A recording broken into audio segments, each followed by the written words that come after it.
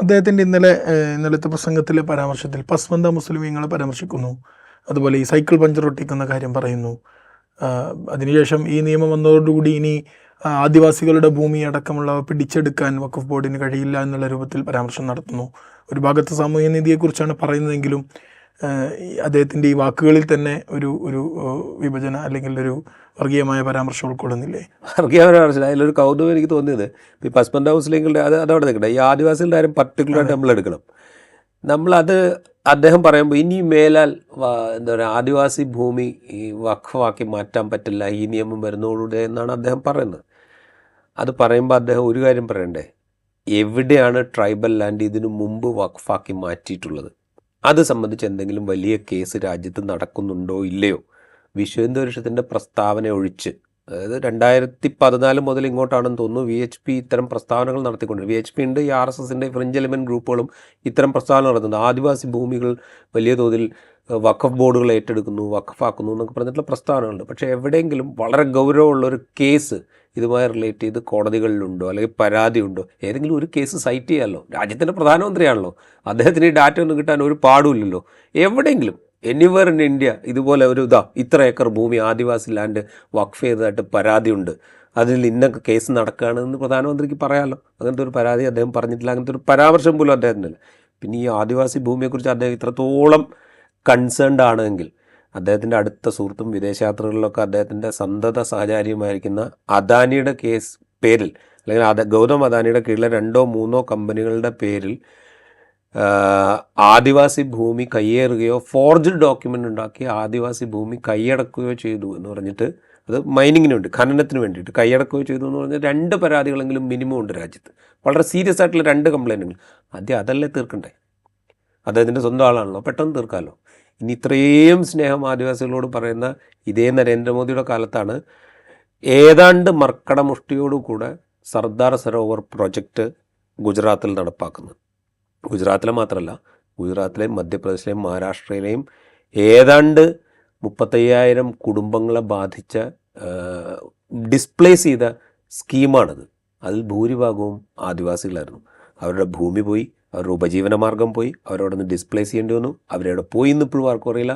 ഇതൊക്കെ നടന്ന അദ്ദേഹം മുഖ്യമന്ത്രിയും പ്രധാനമന്ത്രിയായിരിക്കുന്ന സമയത്ത്, പ്രധാനമന്ത്രി ആകുമ്പോഴാണ് അതിൻ്റെ കംപ്ലീഷൻ നടക്കുന്നത്. അദ്ദേഹത്തിന് ആദിവാസികളോട് അത്രയും സ്നേഹം ഉണ്ടായിരുന്നെങ്കിൽ ഈ സർദാർ സരോവർ പ്രോജക്റ്റ് അങ്ങ് നിർത്തലാക്കിയിട്ട് ആദിവാസികൾ അവരുടെ ഭൂമിയിൽ ജീവിച്ചോട്ടെ എന്ന് വയ്ക്കാമായിരുന്നല്ലോ. അത് വഖഫ് ബോർഡ് എടുത്തുകൊണ്ട് പോയതല്ലോ. മൈനിങ്ങിന് വേണ്ടിയിട്ട് അദാനിയുടെ കമ്പനി ഏറ്റെടുത്ത ഭൂമി വഖഫ് ബോർഡ് എടുത്തതല്ലോ. അപ്പോൾ ഇത് സത്യം പറഞ്ഞു കഴിഞ്ഞാൽ ഒരു പ്രധാനമന്ത്രി സ്ഥാനത്തിരുന്നു കൊണ്ട് പറയാവുന്ന നുണകളുടെ ഒരു പരമാവധിയാണ് അദ്ദേഹം പറയുന്നത്. പറയാതിരിക്കുക എന്നുള്ളതാണ്. അതായത് ഇത്തരം മണ്ടത്തരമോ നുണയോ ഒരു രാജ്യത്തെ പ്രധാനമന്ത്രി സ്ഥാനത്തിരുന്നുകൊണ്ട് പറയാൻ പാടില്ല എന്നൊരു 11 വർഷമായിട്ടും അദ്ദേഹം പഠിച്ചിട്ടില്ല എങ്കിൽ പിന്നെ നമുക്ക് സഹതപിക്കേ പറ്റുള്ളൂ.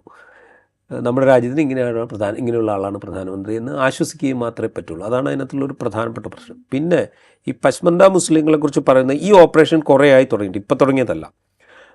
ഒരു 2014-19 അദ്ദേഹത്തിൻ്റെ ആദ്യത്തെ പ്രധാനമന്ത്രി ടെന്നൂറിൻ്റെ ഏതാണ്ട് അവസാന ഭാഗം മുതൽ ഉത്തർപ്രദേശിലൊക്കെയുള്ള ഈ മുസ്ലിം വിഭാഗങ്ങൾക്കിടയിൽ ഈ ആറ്റിറ്റ്യൂഡ് വളർത്തിയെടുക്കാനുള്ള ഒരു ശ്രമം നടക്കുന്നുണ്ട്. നിങ്ങളുടെ സമ്പന്ന വിഭാഗമാണ് നിങ്ങളെ റെപ്രസെൻ്റ് ചെയ്യുന്നത്. അതായത് നിങ്ങൾക്ക് ജനപ്രതിനിധി സഭയിൽ കിട്ടുന്ന മിനിമം റെപ്രസെൻറ്റേഷൻ ഭൂരിഭാഗവും, അതായത് മുസ്ലിങ്ങൾക്ക് കിട്ടുന്ന ജനപ്രതിനിധികളിൽ കൂടുതൽ ആളുകളും സാമ്പത്തികമായോ അല്ലെങ്കിൽ സാമൂഹികമായോ മുൻനിരയിൽ നിൽക്കുന്നവർ മാത്രമാണ്, നിങ്ങളിൽ നിന്ന് ആരും അങ്ങോട്ട് വരുന്നില്ല എന്നുള്ളൊരു നറേഷൻ ഉണ്ടാക്കിയെടുക്കാൻ ശ്രമിക്കുന്നത്.